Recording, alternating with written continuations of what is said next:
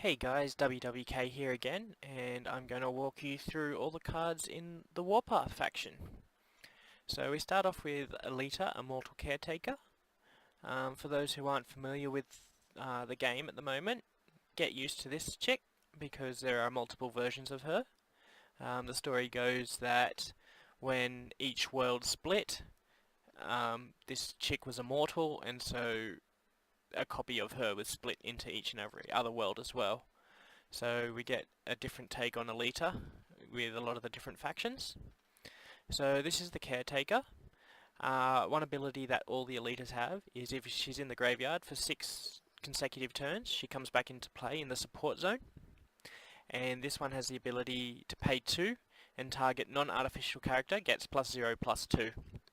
Now, in Infinity Wars there are no end of turn effects, with one exception, but so that's +0/+2 permanently. It's very useful once you start stacking. A location, this is the breeding grounds. You exhaust breeding grounds and 2 other beasts and you create a 3/3 beast character. I'm not a big fan of that card, but breeding is a pretty good tactic, as you might have seen from another one of my videos. I just think that this card is too slow. Brings life by passing, 0/2 for 2, and she gives you an extra resource for as long as she's in play. Here we go, an epic. 14 resources allow you to call the Warpath. I love this art, I reckon it's pretty amazing. But the ability to put every beast character card in your deck into play. So yeah, it does exactly what it sounds like. I'm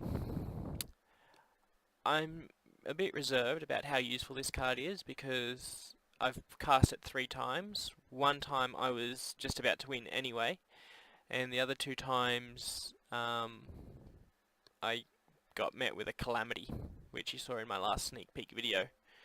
So yeah, that can be quite annoying. Fight. This is an awesome card. Not just because of the flavor text, which is very Mortal Kombat, but a creature you control and a creature your opponent controls deal damage to each other equal to their power. So yeah. Hakim, when he comes into play, all characters you control gain unstoppable until end of turn. So for those who play Magic the Gathering, you can think of him as a overrun, giving all your creatures trample. He's a 5/5 for 4, so the body in itself is also quite good. Hidden by Clouds, another epic. This guy is a 3 purity card because he's got 3 symbols there.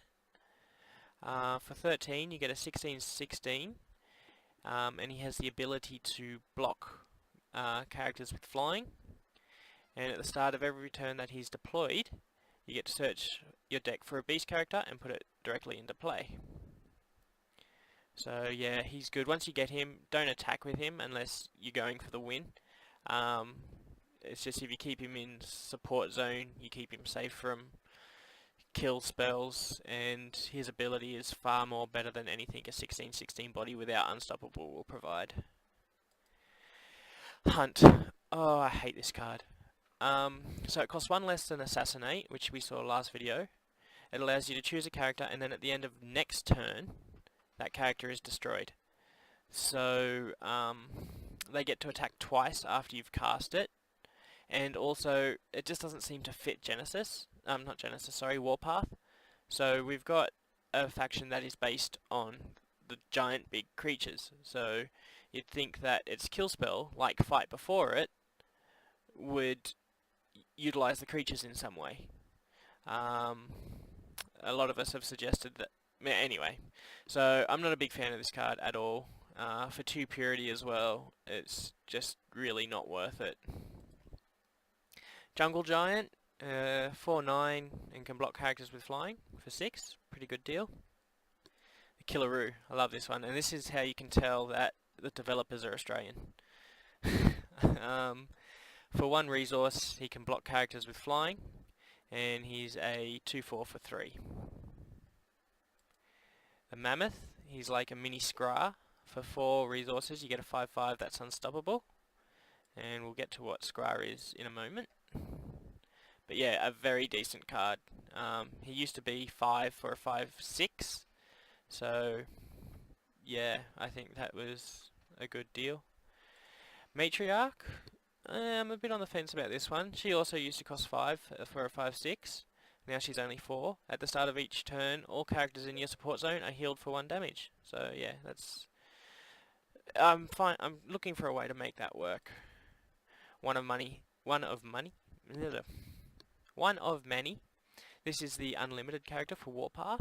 Very solid. This is one of my favourites. If not my favourite, it's my second favourite. But for 3 resources you just get a 4/5. Very plain, very simple, straight to the point. Exactly what Warpath is after.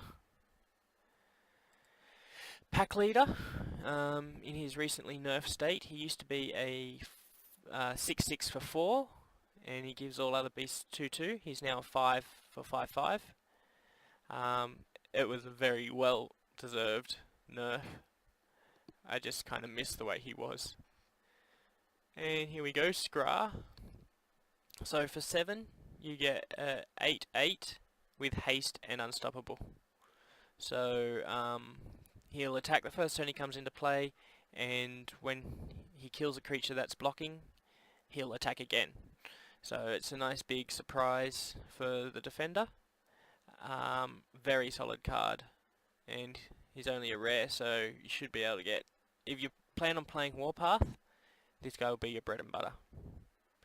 Tribal Medicine, not a great card, but I love the art. I don't know, I love watching that wound open and close. So for one resource, he'll heal 5 damage off a non-artificial character. Bleh. So I see a lot of people play it and then send something into combat. That's not how it works. It'll only work on something that's already damaged, because the spells will go off before combat happens. So this isn't like a proactive spell, it's a reactive spell. You can only cast it after the creature has already taken damage. So it's not giving +0/+5, it's just healing 5 damage that's been taken. And finally, this is the decent Warpath location. For 3 resources, all cards of the Warpath cost 1 less to play, and the commanders of the Warpath cost 1 less to deploy. So that's a very good card, considering some of the 13 and 14 cost cards we've got. So guys, thanks for joining me at having a look at the Warpath cards in Infinity Wars Beta, and until next time, I'll see you next time.